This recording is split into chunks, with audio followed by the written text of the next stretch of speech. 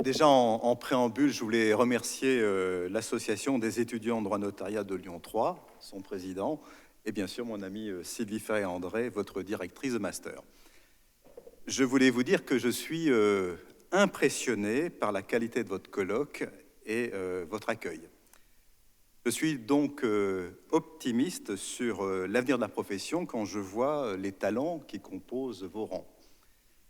Et la profession sera honorée de vous accueillir pour exercer cette magnifique fonction qu'est la fonction notariale, une fonction certes exigeante, mais ô combien passionnante. Alors continuez de donner au collectif comme vous le faites aujourd'hui, la profession vous le rendra bien. Voilà, ceci étant dit, parlons du sujet de la renonciation anticipée à l'action en réduction pour atteinte à la réserve, mais cette fois en droit français. Mais dans mes propos, vous verrez que notre source d'inspiration vient de nos amis suisses. Dans quelle mesure peut-on se lier à cause de mort et abdiquer ce droit de décider de la dévolution de sa succession? Est-il admissible que des présomptifs héritiers acceptent par contrat de prendre des engagements ou de renoncer à des droits dans une succession future? La question, vous en conviendrez, n'est pas seulement juridique, elle est aussi philosophique et sociologique. La réponse en Europe n'est pas partout la même, car deux courants contradictoires la traversent. L'un, issu du droit romain, qui se refuse à tout contrat sur une succession future, l'autre issu des coutumes germaniques, qui l'autorise au nom de l'utilité sur le risque.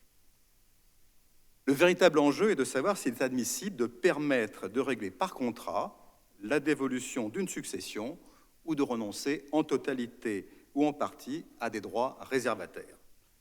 En fait, la question concerne deux aspects différents. Le premier aspect, ça concerne les pactes d'attribution, ou qu'on appelle aussi d'institution, qui ouvrent la faculté pour le futur décujus de prendre des engagements sur sa succession par rapport à ses héritiers et lui fait perdre ainsi sa liberté de tester sur les dispositions prises. Le second concerne les pactes de renonciation qui permettent à un héritier de renoncer à des droits successoraux et notamment réservataires, parce que c'est là effectivement qui sont utiles. Alors, dans le cadre du 100e Congrès des notaires de France, il nous avait été confié, avec mon ami Yves Delécras, la tâche de réfléchir sur la réserve héréditaire et sa nécessaire évolution, qui passait aussi par l'assouplissement de la prohibition des pactes sur succession future. Alors, pour vous faire part du cheminement de notre réflexion, il convient de faire un bref rappel. Cette réserve, dont on nous dit qu'elle fait partie de notre patrimoine génétique, est le fruit d'une évolution historique. Elle est donc symbolique à plusieurs titres. Tous les fondements classiques sur lesquels je ne reviendrai pas sont aujourd'hui, il faut le constater, bouleversés par l'évolution de notre société. L'urbanisation distend les liens familiaux. L'allongement de la durée de la vie fabrique de vieux réservataires. La solidarité entre les générations est souvent laissée aux bons soins de la nation. Et enfin, la diversité des familles et des patrimoines du XXIe siècle a mis en exergue un droit qui transcende les principes fondamentaux, celui de la liberté, celui de la volonté individuelle. Vous connaissez tous cette phrase du doyen Carbonnier, « à chacun sa famille, à chacun son droit ». En matière successorale, cette liberté se heurte au gardien du temple, qu'est la réserve, et son corollaire, la prohibition des pactes sur succession future. Alors, réfléchir ce sujet-là, donc il faut retourner 10 ans en arrière, n'a pas été facile tant nous étions bornés dans notre raisonnement par 200 ans de prohibition. Alors, pour ouvrir notre esprit, je propose de faire un bref voyage en complément de ce que vient de dire Maître Eggman, donc chez notre voisin le plus proche, la Suisse, puisque c'est là, en fait, qu'a démarré notre voyage en terra incognita. Alors, je ne rentrerai pas dans le détail de ces pactes, car Maître Eggman l'a fait, il l'a fait bien plus brillamment que je ne pourrais le faire, mais la Suisse a retenu, en fait, notre attention pour deux raisons. La première, elle est culturelle, parce que nous partageons avec la Suisse la francophonie. C'est vrai que c'est plus facile d'échanger, déjà. Et la seconde, elle est juridique, parce que la réserve héréditaire en droit suisse est assez proche de la nôtre, voire même supérieure, puisque le conjoint en Suisse est héritier réservataire, en tous les cas. Et donc, en réalisant une osmose entre la tradition germanique et la tradition romaine, la Suisse a privilégié les chemins de la liberté. Alors, avant l'unification du droit civil en Suisse en 1912, la règle est celle de la diversité. Certains cantons ne connaissaient pas le pacte successoral, les cantons romans d'influence française le prohibent, ceux d'influence germanique le pratiquent. Ils considèrent que le pacte ne contient pas plus un votum mortis que d'autres contrats et que ni en Suisse allemande ni en Allemagne, ces pactes n'ont présenté les dangers dénoncés à l'époque par les commentateurs du Code Napoléon. Et c'est surtout au nom de l'utilité et la transparence que le pacte finalement est défendu, car là où il est prohibé, eh bien, le recours à des subterfuges onéreux pour la plupart est en fait constaté. Finalement, le législateur suisse introduit dans son code fédéral les pactes successoraux au nom de la liberté pour ceux qui veulent y recourir, à charge de les ignorer pour ceux qui les considèrent comme dangereux. C'est donc l'utilité qui l'emporte sur le risque. Aujourd'hui, les pactes successoraux sont pratiqués et parfaitement assimilés par la partie romande de la Suisse qui ne les connaissait pas. Et l'enquête que nous avions faite à l'époque avec Yves a démontré que les notaires suisses, chez les notaires suisses, en fait, à peu près 37% des pactes représentaient, parmi les dispositions à cause de mort, 37% étaient des pactes successoraux. C'est cette enquête qui nous a permis de comprendre au travers de la pratique notariale suisse combien ces pactes pouvaient être utiles. Alors, comme je l'ai évoqué tout à l'heure, il y a deux formes de pacte. Le pacte d'attribution ou d'institution, qui revient en fait à créer une réserve contractuelle au profit d'un héritier ou d'un tiers. Ce pacte d'institution n'a pas retenu notre attention, aidé en cela par Michel Grimaldi, considérant que le disposant devait jusqu'à son dernier souffle conserver la liberté de disposer à cause de mort. Pour autant, ce pacte d'ailleurs n'est pas inconnu dans notre droit, car vous connaissez l'institution contractuelle entre époux, qui est un véritable pacte successoral.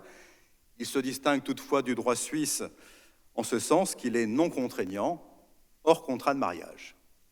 C'est donc le pacte de renonciation qui a retenu toute notre attention. Ici, les rôles sont inversés. C'est le renonçant qui s'engage et le futur décujus qui reçoit cet engagement. Ce pacte abdicatif est donc inutile pour supprimer une vocation ab intestat. Le testament y suffit. Il n'a donc d'intérêt qu'en présence d'une vocation réservataire. Le pacte pourrait en théorie permettre de renoncer à la totalité de la succession, autoriser toutes les renonciations secondaires, mais comme nous le verrons tout à l'heure, l'approche française, elle est beaucoup plus restrictive. Elle ne permet pas de renoncer à sa réserve ou à sa vocation successorale. Cette enquête que nous avions faite à l'époque pour le 100e Congrès des notaires et les travaux qui en ont suivi serviront de base à la réflexion de la chancellerie qui introduira le pacte de renonciation dans la loi du 23 juin 2006. Cette loi avait été aussi précédée d'une offre de loi conduite par le doyen Carbonnier et le professeur Catala, ce dernier m'ayant confié à l'époque que le doyen Carbonnier appréciait la richesse du droit civil suisse. Voilà, maintenant rentrons dans le détail de ce fameux pacte de renonciation. Et donc l'introduction de ce pacte peut être qualifiée de révolutionnaire. Elle est le signe emblématique de la liberté, car pour la première fois dans notre histoire post-révolutionnaire, elle est admise et légalisée de principe. Je propose donc de parcourir cette innovation majeure de la loi du 23 juin 2006, en rappelant les conditions et les effets de la renonciation anticipée, que par facilité, j'appellerai par son acronyme de RAR. Alors, les conditions du pacte. Je commencerai d'abord par les conditions de forme. Ce n'est pas très usuel, en principe, ce sont les conditions de forme, mais là, volontairement, je prends les conditions de forme pour la simple raison, c'est que la forme, ici, révèle le fond. C'est assurément le cas pour la RAR, et ceci se manifeste par 4 mesures. La première mesure, c'est qu'un pacte de renonciation doit être reçu par 2 notaires. Et si on compare au droit allemand et au droit suisse, le pacte est reçu par un seul notaire. Tel n'est pas le cas chez nous, le pacte doit être reçu par 2 notaires, dont un est nommé par la Chambre des notaires. On voit là combien la protection du renonçant a été une préoccupation majeure du législateur, car le projet de loi d'ailleurs ne prévoyait pas du tout, prévoyait en fait qu'un seul notaire. On a échappé par ce biais à l'homologation judiciaire, heureusement, et on a voulu que cet acte notarié, par cet acte notarié spécial, que le renonçant soit accompagné par un notaire qui ne soit pas seulement le notaire du disposant. Un tel pacte de renonciation ne saurait d'ailleurs être inclus dans un autre acte, tel une donation. Il est un acte spécial. En revanche, ce même acte peut recevoir plusieurs renonciations. Deuxième mesure, c'est que l'acte doit être signé en présence des seuls notaires. Et là, on voit bien effectivement la protection du renonçant. Le renonçant voit ainsi sa liberté de décision préservée. Il pourra poser au notaire les questions sans crainte de pression, se faire expliquer les conséquences de sa renonciation, tant pour lui-même que pour ses héritiers. Et cet acte, comme je viens de le dire, peut contenir plusieurs renonciations, mais on prendra garde dans ce cas d'expliquer dans l'acte que les renonçants sont reçus les uns après les autres, séparément et en présence des seuls notaires. Troisième point, alors qui est un peu plus délicat, c'est l'existence d'une mention obligatoire. L'acte doit énoncer précisément les conséquences juridiques futures de la renonciation pour chaque renonçant. Cette condition est pour le moins étonnante car la succession future est une expectative dont on ne connaîtra la consistance que lors du décès du disposant. Les conséquences juridiques futures seront donc exposées de manière générale et la bonne pratique consiste aussi à remettre au futur renonçant, soit lors d'un rendez-vous préparatoire ou une dizaine de jours avant la signature, une note d'information, une note de synthèse aussi claire que possible, vulgarisée pour lui permettre de comprendre ce qu'il va signer. Et bien sûr, cette condition se rajoute au devoir de conseil du notaire qui est pourtant consubstantiel de l'acte. Quatrième mesure, c'est la sanction. La sanction, si les conditions de forme ne sont pas respectées, c'est la nullité. C'est radical.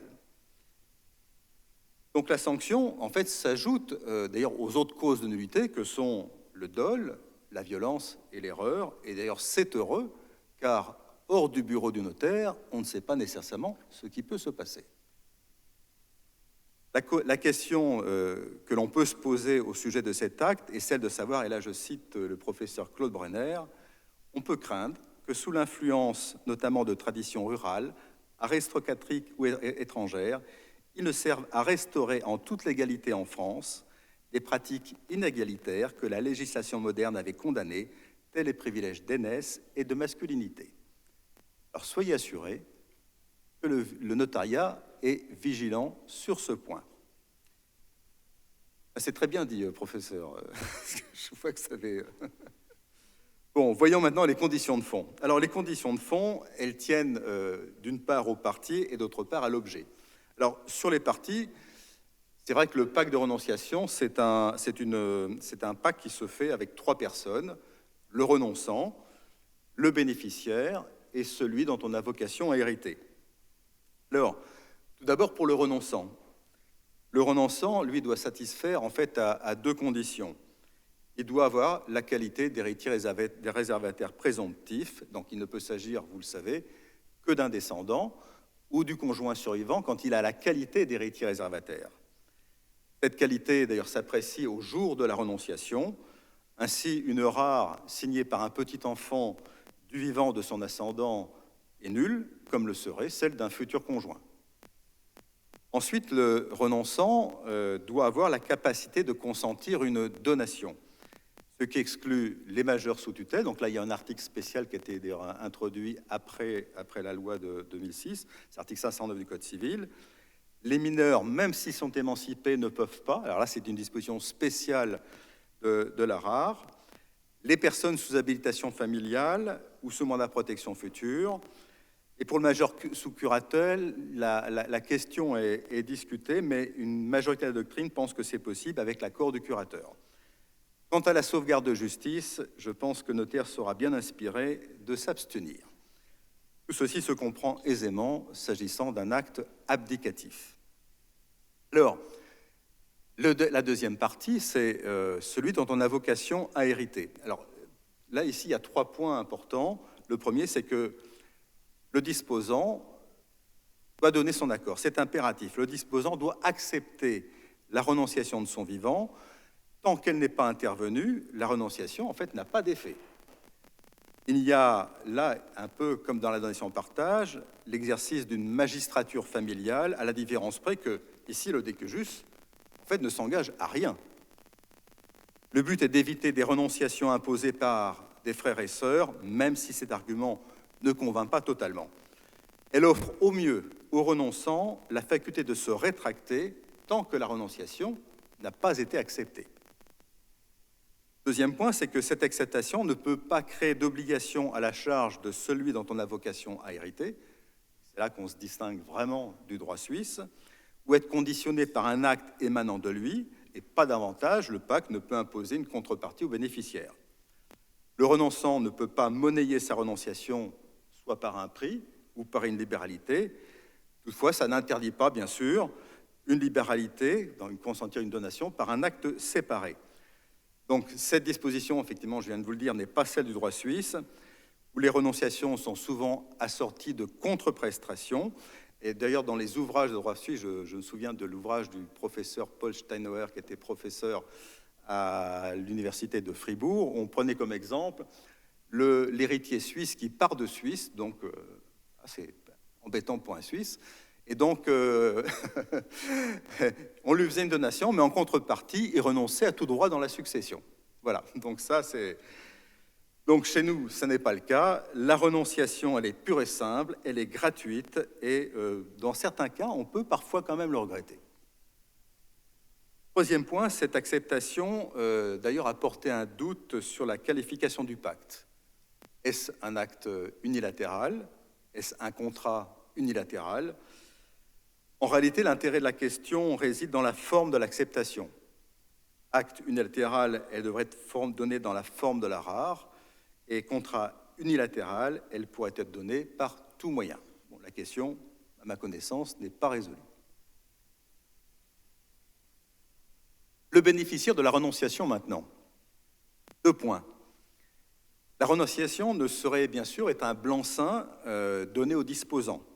Elle doit se faire au profit de une ou plusieurs personnes déterminées. Cette personne peut être un héritier, ce peut être un tiers, ce peut être une personne physique, ce peut être une personne morale. On pense par exemple au cas des fondations, où là pour le coup le pacte de renonciation a une vraie utilité. Il peut être ce bénéficiaire unique ou il peut être plural. On ne pourrait faire signer un pacte au terme duquel l'héritier réservataire renoncerait de manière générale au profit de qui que ce soit à son action en réduction. Ça n'est pas possible. Le texte, deuxième point, c'est que le texte, heureusement, a apporté une précision qui est fondamentale, c'est que la renonciation ne constitue pas une libéralité. Cette précision est utile car, d'une part, elle ne sera pas considérée comme une libéralité indirecte au profit du bénéficiaire, et d'autre part, les droits de mutation à titre gratuit ne seront pas exigés au titre de cette renonciation. Et là, il y a une disposition spéciale qui a été introduite après, c'est l'article 756 bis du Code des impôts. C'est aussi tout l'intérêt, quand on parle de planification successorale, c'est aussi tout l'intérêt que l'on voit à cet acte de renonciation, car, vous le savez, une renonciation in favorem lors d'une ouverture d'une succession, elle est considérée comme une donation indirecte et taxée comme telle. Enfin, il faut préciser que le bénéficiaire n'a pas accepté cette renonciation pour une simple raison, c'est qu'il tient ses droits non pas de la renonciation, mais de la libéralité qui lui est consentie. Deuxième point, c'est l'objet de la renonciation. Alors, tout héritier présomptif peut renoncer de son vivant à exercer effectivement cette action. Il s'agit donc, je vous l'ai dit, effectivement, de la prohibition au pacte sur succession future, et l'ARA rejoint en cela un certain nombre de pactes qui existaient déjà dans notre droit, notamment ceux visés aux articles 301 du Code civil pour la séparation de corps sur demande conjointe, l'article 924-4 qui est beaucoup pratiqué dans les études, l'article 918, et puis qui a été accompagné à l'occasion de la réforme de la donation en partage transgénérationnel, qui est aussi un pacte de renonciation d'une génération au profit de l'autre. Ce texte sur la rare est applicable, vous le savez, depuis le 1er janvier 2007 et peut également viser des donations qui ont été consenties avant cette date. C'est tout à fait possible. Cette renonciation, elle peut concerner, bien sûr, une donation déjà faite ou une donation future, une disposition testamentaire ou une disposition testamentaire future. On pourrait très bien ne renoncer que pour les donations passées, mais pas celles à venir. Et à titre d'exemple, il est possible, lors de la création d'une fondation, de faire signer des héritiers réservataires qui renonceront à agir en réduction contre la donation à effectuer au profit de la fondation. Alors, cette renonciation que l'héritier fait, elle peut être importante, elle peut être partielle, elle peut être totale, partielle, moitié, un tiers, elle peut être limitée à une somme déterminée, limitée à un bien déterminé. Alors, on le voit souvent en matière d'entreprise. Cette renonciation peut aussi être conditionnelle quant à la donation réalisée. Ainsi renoncer, par exemple, à agir en réduction contre la donation de l'entreprise à tel enfant, à condition qu'il ait obtenu au moment de la donation un MBA de HEC Paris. Alors, il convient de signaler que le Sénat a étendu l'objet de l'action, puisqu'il a étendu à l'action en retranchement, mais ici de manière provisoire, hein, c'est-à-dire qu'en fait on suspend l'action en retranchement du vivant, du conjoint survivant. Donc là, pareil, c'est en la forme de la rare. Enfin, la rare doit porter sur une libéralité non rapportable. Alors, il faut reconnaître que le texte, sur ce point, est muet, mais elle ne peut viser en pratique une libéralité rapportable. L'intérêt et la portée d'une telle renonciation sont douteux. La renonciation en juridiction contre une libéralité rapportable ne présente aucune utilité, car la loi laisse subsister, vous le savez, l'obligation au rapport, qui impose en toute hypothèse une comptabilisation intégrale de la libéralité dans la masse partageable. Alors j'ai vu quand même que certains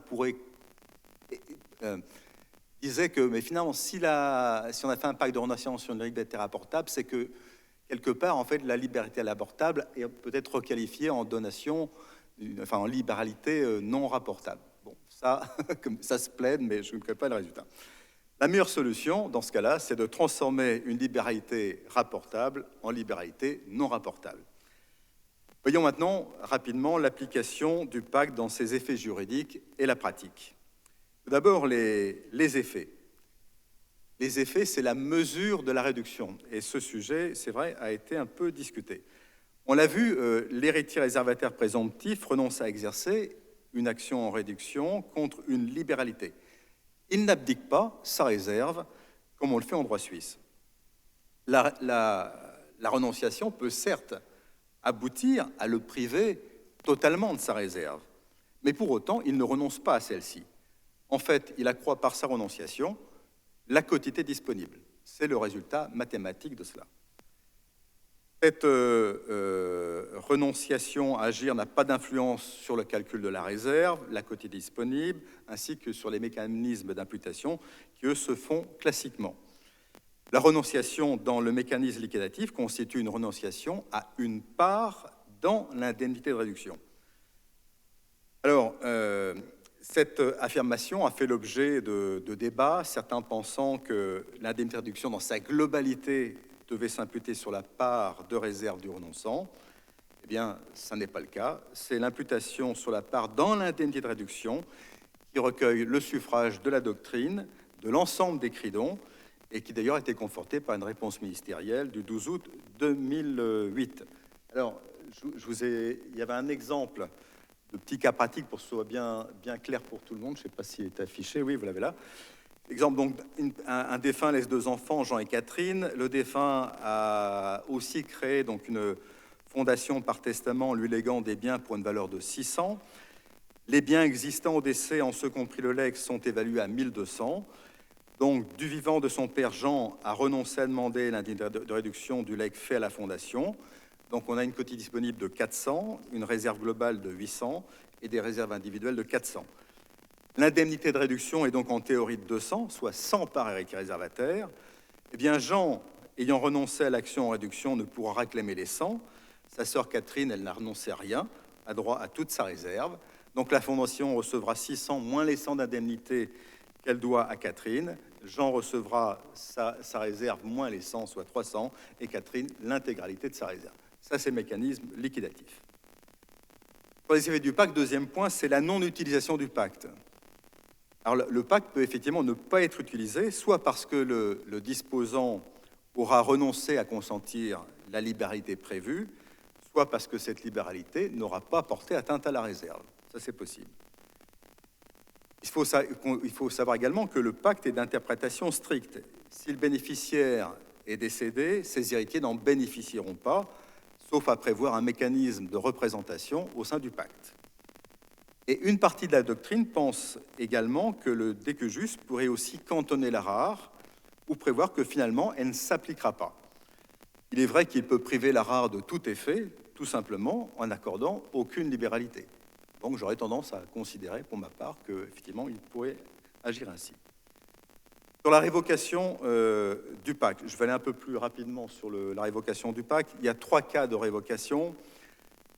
Et si celui dont on a vocation héritée n'a pas rempli ses obligations alimentaires. Deuxième cas, c'est si le renonçant est dans un état de besoin tel que s'il n'avait pas renoncé, eh bien ça irait mieux pour lui.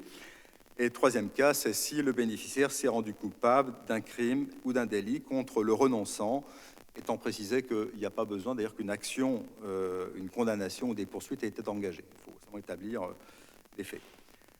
Il y a un délai extrêmement rapide, hein, c'est 1 an. Alors il y a une computation, je vais vous épargner ça, c'est assez fastidieux. Donc, plus intéressant, c'est en fait les applications pratiques du pacte. Donc ce que je vais vous dire, c'est le reflet de la pratique notariale, avec maintenant finalement une vision sur 10 années d'application du pacte. D'abord, les situations qui donnent lieu à pacte de renonciation.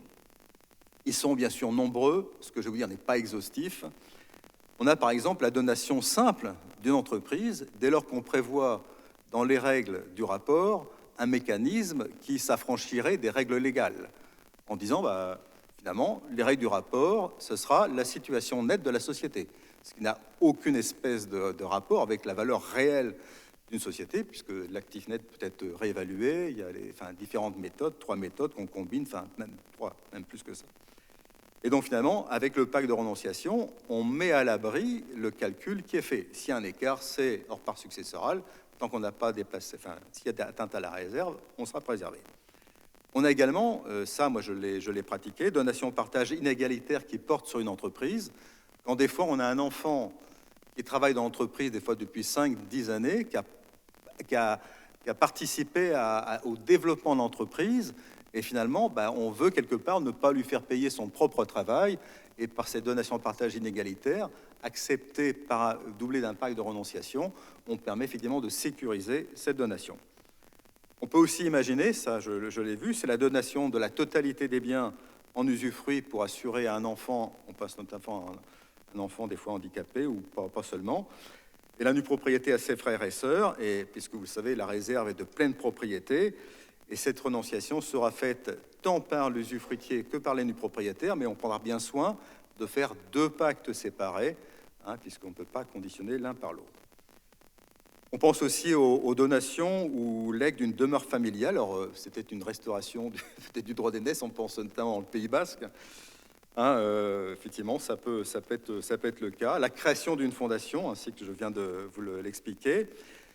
On pense aussi aux familles recomposées, où on peut effectivement faire des pactes de renonciation, mais là, très franchement, les cas d'application sont bien plus réduits pour une simple raison, c'est que nous n'avons pas en France la fiscalité aux beaux enfants telle qu'elle existe en Suisse. En Suisse, la taxation est très faible, alors qu'en France, tant qu'on n'aura pas revu la fiscalité des beaux enfants, c'est un peu morné de ce point de vue. Il est aussi possible de faire renoncer le conjoint à sa réserve quand il est réservataire, afin aussi de maintenir des biens dans la famille. Ça va être dans des milieux ruraux, ça se voit. Et on a aussi, avec des partenaires, on peut, en présence d'enfants, on peut, grâce à la rare, donner une vocation en usufruit universel aux partenaires survivants, ce qui revient en fait à créer une quotité disponible spéciale entre partenaires. Voilà, donc ça c'est un certain nombre de cas d'application, et pour préparer cette conférence, je me suis livré à une petite recherche sur les bases de nos crinons. Et je vais vous donner un petit florilège d'interrogations que nos confrères ont sur l'application de ce pacte. Alors, par thématique, rare et adoption simple. effectivement, des confrères sont posés la question. Vous savez, dans la succession de l'ascendant de l'adoptant, l'adopté simple n'est pas réservataire. Bien ici, bien sûr, c'est évident, la rare n'a aucune espèce d'utilité. Il peut donc être exhérédé, qu'il vienne par représentation ou de son propre chef. Rare et enfant unique. La rare est opposable, on l'a dit tout à l'heure, aux enfants du renonçant. Mais que se passe-t-il quand l'enfant est unique et que ses descendants viennent de leur propre chef? La question est délicate car la lettre du texte ne vise pas ce cas, mais il me semble que dans l'esprit du texte, on devrait tenir le même raisonnement. Mais c'est vrai que ce n'est pas stabilisé. Rare et inventaire de patrimoine. La question s'est posée de savoir s'il convenait de porter à connaissance du renonçant un inventaire du patrimoine pour que le renonçant puisse mesurer finalement la portée de sa renonciation. Alors, fournir un état indicatif, d'une part, n'est pas prévu par la loi, et en plus, cet état pourrait très bien induire en erreur, parce qu'il serait totalement aléatoire, parce qu'on ne parle que d'expectative. Rare et procuration. Pareil, l'héritier réservataire renonçant peut-il donner procuration pour intervenir à la rare? Alors, à cette question, la réponse est, selon nous, négative, car cet acte est un acte effectivement abdicatif, important, spécial, quand on voit tout le formalisme qui entoure ça. Pour moi, je le range dans la catégorie de ceux dont la nature se lie trop intimement à la personne pour être accomplie par des mandataires. Ça, je le déconseille tout à fait. Rare et renonciation conditionnelle. Le renonçant peut-il conditionner sa renonciation à la renonciation de ses cohéritiers? Je renonce à condition que mes cohéritiers renoncent aussi. La question est elle aussi discutée.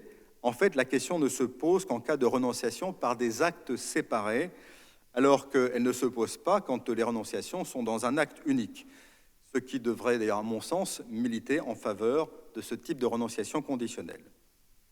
Rare et action en retranchement. On l'a vu, l'article 1527 permet, en la forme de la rare, de paralyser l'action en retranchement jusqu'au décès du conjoint survivant.